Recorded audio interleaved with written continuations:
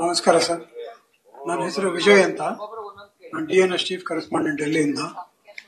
Capital question ಏನಂದ್ರೆ, last month election commission meeting ನಲ್ಲಿ ಹೇಳಿದ್ರು, ಎಲ್ಲೂ ನೀವು ಅಫಿಡವಿಟ್ ಫೈಲ್ ಮಾಡಿಲ್ಲ, ಬರೇ ಅಲಿಗೇಷನ್ಸ್ ಆಗ್ತಾ ಇದೆ, ಲಿಸ್ಟ್ಗಳು ಪ್ರಿಪೇರ್ ಮಾಡ್ತೀರಿ, ಎಲ್ಲ ಮಾಡಿದಿರಿ, ವೋಟ್ನ ಒಂದು ಅಫಿಡವಿಟ್ ಫೈಲ್ ಮಾಡಿಲ್ಲ, ನೀವು ಕೋರ್ಟಲ್ ಕೇಸು ಫೈಲ್ ಮಾಡಿಲ್ಲ, ಯಾಕೆ ಅಂತ ಪ್ರಶ್ನೆ. ಈಗ ನಾವು ಅವ್ರಿಗೆ ಮಾಹಿತಿ ಕೇಳಿದೀವಿ. ಏನೇ ಎಲೆಕ್ಷನ್ ಕಮಿಷನ್ ಇನ್ಫಾರ್ಮೇಶನ್ ಇದೆಯಲ್ಲ, it should be open mandate. Electronic system ಇರ್ಬೋದು, ವೆಬ್ಸೈಟ್ ಇರ್ಬೋದು, ಅವ್ರು ಡೀಟೇಲ್ ಲೆಜಿಟಿಮೇಟ್ ಆಗಿ ಕೊಡಬೇಕು. ಅವರು they are not giving information.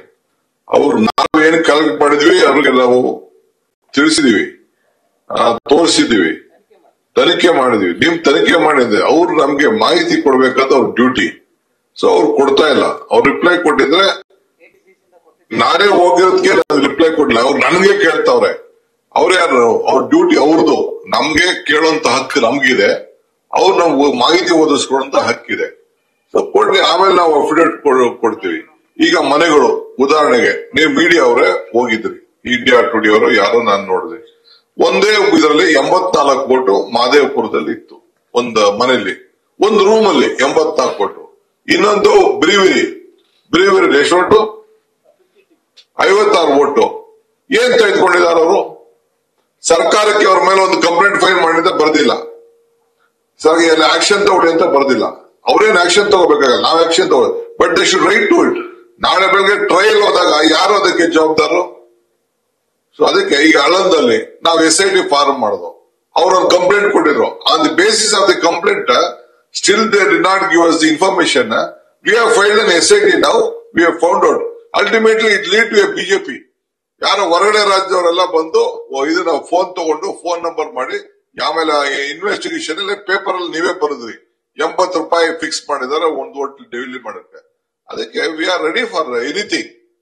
ನಮ್ಗೆ ಇದು ನಾವು ಲಾಜಿಕಲ್ ಎಂಡ್ಗೆ ನಮ್ಗೆ ಮೇನ್ ಅವ್ರು ಯಾವ ಕಾರಣಕ್ಕೂ ಬಿಜೆಪಿ ಏಜೆಂಟ್ ಅಂತ ವರ್ತನೆ ಮಾಡೋದಕ್ಕಿಂತ ನಮ್ಮ ಜನರನ್ನ ಜಾಗೃತಿ ಮೂಡಿಸಬೇಕು, ನಿಮ್ಮ ಮತದಾರ ಹಕ್ಕನ್ನ ಬಿಡಬೇಕು.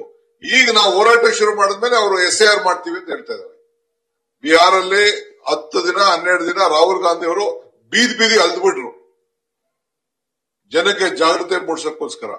ಅದಕ್ಕೆ ನಾವು ಈ ಕೆಲಸ ಮಾಡ್ತಾ ಇದೀವಿ. ಓಕೆ, ಇಲ್ಲಿ ನೆಕ್ಸ್ಟ್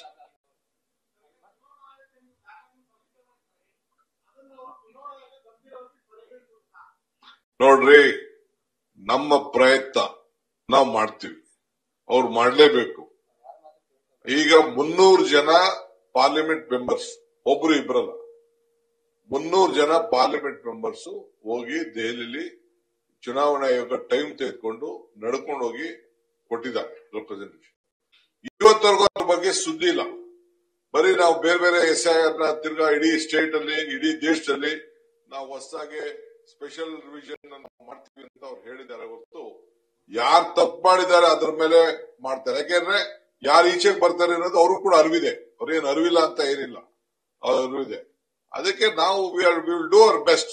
ಏನೆಲ್ಲ ಮಾಡಕ್ ಸಾಧ್ಯ ಅದನ್ನ ಮಾಡ್ತೀವಿ. ಕೋರ್ಟ್ಗೆ ಯಾಕೆ ಹೋಗಿಲ್ಲ? ಕೋರ್ಟ್ಗೆ ಎಂತಕ್ಕೆ ಹೋಗ್ಬೇಕು? It is a constitution body. ಅದಕ್ಕೆ first information let they certify and give the report.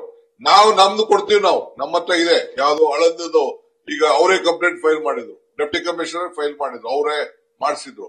ಅದ್ರ ಮೇಲೆ ನಾವು ಇನ್ವೆಸ್ಟಿಗೇಷನ್ ಮಾಡ್ತೀವಿ. ಇಲ್ಲೆಲ್ಲ ನಮ್ಮ ಇದು KR ಪರಮಯ್ಯ ಕ್ಯಾಂಡಿಡೇಟ್ ಇದ್ದಾನೆ ಇಲ್ಲೇನೆ, ಇವ್ರ ಕಾನ್ಸ್ಟಿಟ್ಯೂನ್ಸಿಯಲ್ಲೇ ಅಲ್ಲಿ ಅವರೇ ಫೈಲ್ ಮಾಡಿದ್ರು. ಅದ್ರೂ ಕೂಡ ನಾವೆಲ್ಲ ದೊಡ್ಡದಾಗಿ ಇನ್ವೆಸ್ಟಿಗೇಷನ್ ಮಾಡಿದೀವಿ. ನಾವೇನ್ ಸುಮ್ಮನೆ ಕೂತಿಲ್ಲ ನಾವು. Okay, next. Sir, you have AICC has not gone to the court and BJP has not filed any defamation case against this entire allegation being made. So there might be a perception battle. But how do you take this forward? Is it a perception awareness being created? Pardon, you remind your question again. So you have AICC has not gone to the court on this. The BJP has not gone to the court against you filing a defamation case. So it's a perception battle. But see, we are fighting this battle to save the constitution, to save the right. It is our duty. We want to convince the people of this country how this vote has happened. Any election, Here also in Karnataka also, I know I don't want to disclose it. How I safeguarded 15 lakh voters. If I tell, there will be a big issue. I don't want to tell. I communicate to my leaders how they were trying to do in the last moment. Morning 4 o'clock they have deleted, which is in the order record. 4 o'clock morning, when the voter go to the voter list, then they tell that before the vote, they said that your vote is not here, it is in some other country. The mother and the father vote has been in some other vote. Like this, lot of things are there. Filing, where they file the defamation, that is a delay process. That is why the campaigning is going on from us. We want to educate our people. That is why we are taking up this BLA case.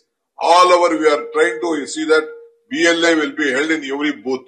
It is the duty of the BLO to take the BLA which the Constitution has provided. That is why in the next elections we want to separate this problem and tell that if at all if BJP is in power, it is in power due to vote chori. That is why we are telling you leave the power, let us go to the polls.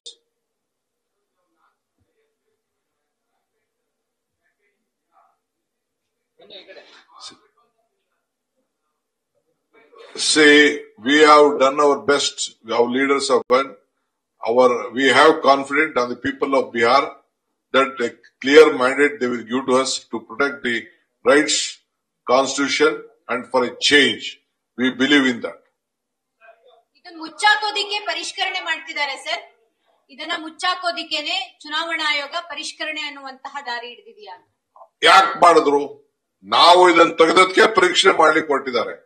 ನಾವು ಇದನ್ನ ಮಾಹಿತಿಯನ್ನ ಇದನ್ನ ಆಂದೋಲನ ರೀತಿಯಲ್ಲಿ ಹೊರಟದಕ್ಕೆ ನಾವು ಇನ್ನೆಲ್ಲಿ ತಗಲಾಕೊಳ್ತದೋ ಕರ್ನಾಟಕ ರಾಜ್ಯದಲ್ಲಿ ಅದಕ್ಕೆ ನಾವು ಲೋಕಲ್ ಬಾಡಿ ಎಲೆಕ್ಷನ್ ನ we have decided not to use that voter list. We will have our own voter list which the state election commission will have it.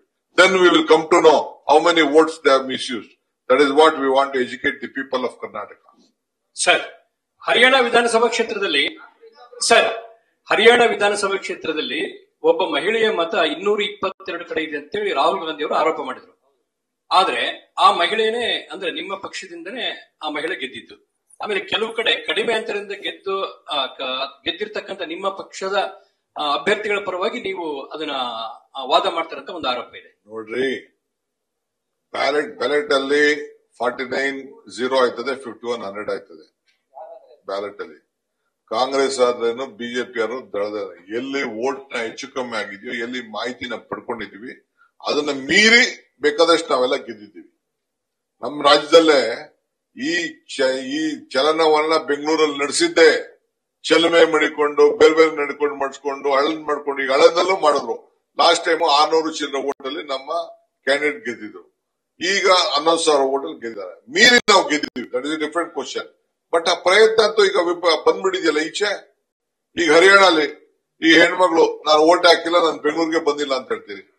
Rahul Gandhi ಅವರು has come out with a photograph, every booth, every date, every name, ಒಂದೇ ಮಕ್ಕ, ಒಂದೇ photo. Satish Jarkiholi photo ಹಾಕ್ಬಿಟ್ಟು 40 ಕಡೆ ಇಟ್ಟುಬಿಟ್ರೆ ನಡೆದಿದ್ಯೋ ಸುಳ್ಳು? ಏನ್ ಮಾಡ್ತಾ ಇದೆ ಎಲೆಕ್ಷನ್ ಕಮಿಷನ್? ಇವತ್ತು ಇರುವಂತ ಇಷ್ಟು ಟೆಕ್ನಾಲಜಿಲಿ ಏನ್ ಕಂಡುಹಿಡಿಯಕ್ಕಾಗಲ್ಲ? ಹೆಸರುಗಳು ಕಂಡುಹಿಡಬಹುದು, ಅಡ್ರೆಸ್ ಕಂಡುಹಿಡಬಹುದು, ಅಪ್ಪ ಅಮ್ಮನ ಹೆಸರು ಕಂಡುಹಿಡಬಹುದು, ಎಲ್ಲ ಕಂಡುಹಿಡಬಹುದು. ಏನ್ ಮಾಡ್ತಾ ಇದೆ election commission? Election commission is a part of this fraud. Rahul Gandhi ಅವರು ಸಿಸಿಟಿವಿ ಕೊಡಬೇಕು ಅಂತ ಹೇಳಿ ಕ್ವಶನ್ ಈ ಕಡೆಗೆ ಹೇಳಿ. ಇವಾಗ ಮುಖ್ಯ ಚುನಾವಣಾ ಆಯುಕ್ತ ಅವರಿಗೆ ಸಿಸಿಟಿವಿ ಫುಟೇಜ್ ಕೊಡಬೇಕು ಅಂತ. ಹೌದು, ಸಂವಿಧಾನದಲ್ಲಿ ಗೌಪ್ಯ ಮತದಾನ ಅಂತ ಇದೆ. ಅದಂಗೆ ಅದನ್ನ ಸಿಸಿಟಿವಿ ಅಂದ್ರೆ ತನ್ನ ಓಟು ತಾನು ಯಾರಿಗ ಹಾಕ್ತಾ ಅನ್ನೋದು ಒಂದು ಮಾಹಿತಿ ಬೇಕಲ್ಲ. ತನ್ನ ಓಟು ಯಾರಿಗ ಹಾಕ್ತಾ ಅಂತ ಅಲ್ಲಿ ತೋರಿಸ್ತಾರಲ್ವಾ.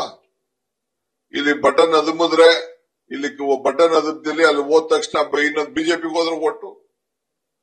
So let it show it. ತಪ್ಪೇನಿದೆ? ನೀವು ಯಾರು ಓಟ್ ಹಾಕಿದ್ರೆ ಅವ್ನ ಜೋಬಲ್ಲಿ ಇಟ್ಕೊಳಕ್ ಏನು? It is a secret ballot. I agree with you.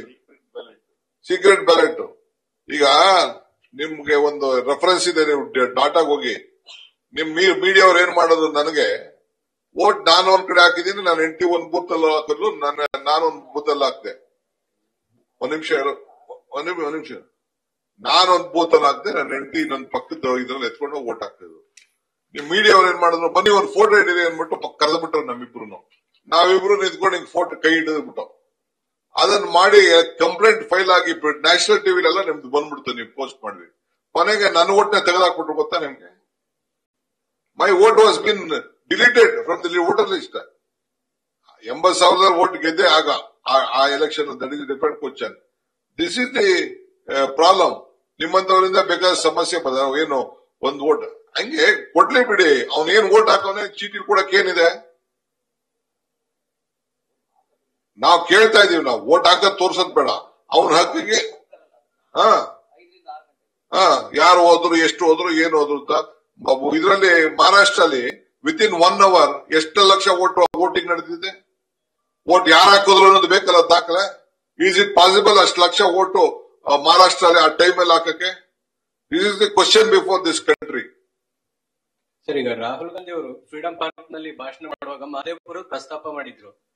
ನಮ್ ಸರ್ಕಾರದ ಮೂಲಕ ಮಹದೇವಪುರದಲ್ಲಿ ಆಗಿರೋದನ್ನ ತನಿಖೆ ಮಾಡಿಸ್ತೀವಿ ಅಂತ ಹೇಳಿದ್ರು. ನೀವು ಇದನ್ನ ತನಿಖೆ ಮಾಡಬೇಕು ಅನ್ನುವಂತ ಮನಸ್ಥಿತಿಯಲ್ಲಿ ಇದ್ದೀರಾ ಅಥವಾ ಬರೀ ಅದ ಆರೋಪಕ್ಕೆ ಅಷ್ಟೇ ಸೀಮಿತ? ಈ ತನಿಖೆ ಮಾಡಿರೋದಕ್ಕೇನೆ ನಮ್ ಕಾರ್ಯಕರ್ತರ ಸರ್ಕಾರ ಏನ್ ಮಾಡ್ಬೇಕಾಗಿಲ್ಲ. There is a political party. The officers on the election issue, electoral roll is been controlled by the Election Commission of Karnataka. Though ನಮ್ಮ ಸರ್ಕಾರದ ಆಫೀಸರ್ಸ್ ಇದ್ರು, ultimately the rights belongs to them.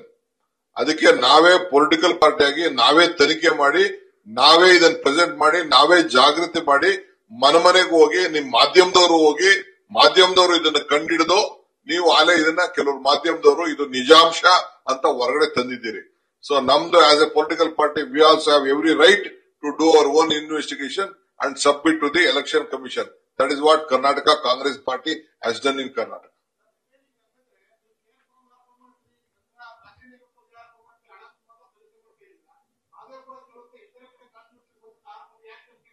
ಎಲ್ಲ ಮಾಡಿದ್ವಿ. ನಿಮ್ಗೆ ಎಷ್ಟು ಹೇಳಬೇಕು ಅಷ್ಟು ಹೇಳ್ತೀವಿ ಅಷ್ಟೇ. 224 ಕ್ಷೇತ್ರದ ಹೇಳಬೇಕಾಗಿಲ್ಲ. ನಿಮ್ಮ ಮಾಹಿತಿ ಇದ್ರು ಕೊಡಿ.